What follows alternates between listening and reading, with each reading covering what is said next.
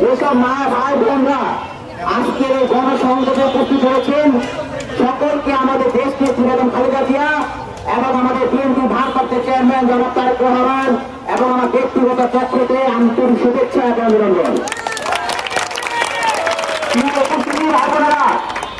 আপনারা জানেন গত 16 বছর আমরা নিপীড়ন নির্যাতন সহ্য করেছি। প্রায় 30 বছর গিয়েছে, এই 30 বছরও আমরা কিন্তু ভোট দিতে পারি নাই। এবং আপনারা কি ভোট দিতে পেরেছেন? আপনারা ভোট দিতে পারেন নাই। এই দীর্ঘ 3টা নির্বাচন এই স্বৈরাচারী সরকার, সেই স্বৈরাচারী সরকার এই বাংলাদেশ থেকে বিতাড়িত হয়েছে। আপনাদের গণ আন্দোলনে যে স্বৈরাচারী সরকার বাংলাদেশ নির্বাচন ভাগ করে নিয়েছেন।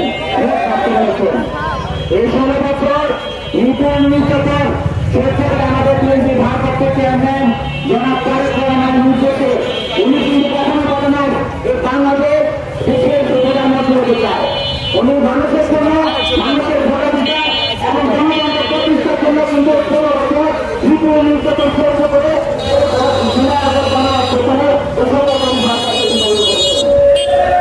আপনারা দেখেছেন এই স্বৈরাচারী সরকারকে বিতাড়িত করতে আমাদের দলের অসংখ্য নেতা কর্মীরা খুন হয়েছে এবং বিচার বহির্ভূত হত্যাকাণ্ড শিকার হয়েছে।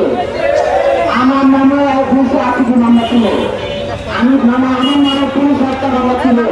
এমন কোন মামলা নয় যে স্বৈরাচারী সরকার আমাদের দলের কোন নেতা কর্মী করতে পারে না। এই দীর্ঘ 16টা বছর আপনাদের সামনে আমরা আসতে পারি নাই। আমাদের বেগম খালেদা জিয়া এখন আমাদের বিএনপি ভারপ্রাপ্ত চেয়ারম্যান জনাব তারেক রহমানের নেতৃত্বে আপনাদের ডাকেছিলেন। আপনাদের ভোটাধিকার এবং গণতন্ত্র প্রতিষ্ঠার জন্য কিন্তু আমরা গত 16 বছর আন্দোলন করেছি।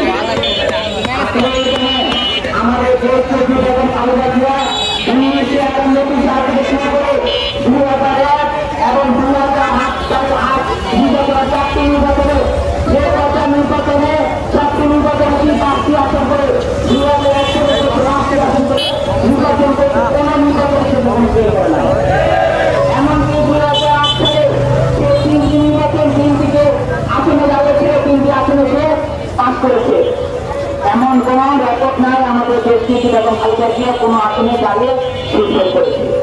ঢাকা 14 আসন ধানের শীষে আসন, ঢাকা 14 আসন ধানের শীষ আসন, ঢাকা 14 আসন আমাদের বিএনপি ভারপ্রাপ্ত চেয়ারম্যান জনাব তারেক রহমানের আসন, ঢাকা 14 আসন আমাদের দেশটি বেগম খালেদা জিয়া আসন।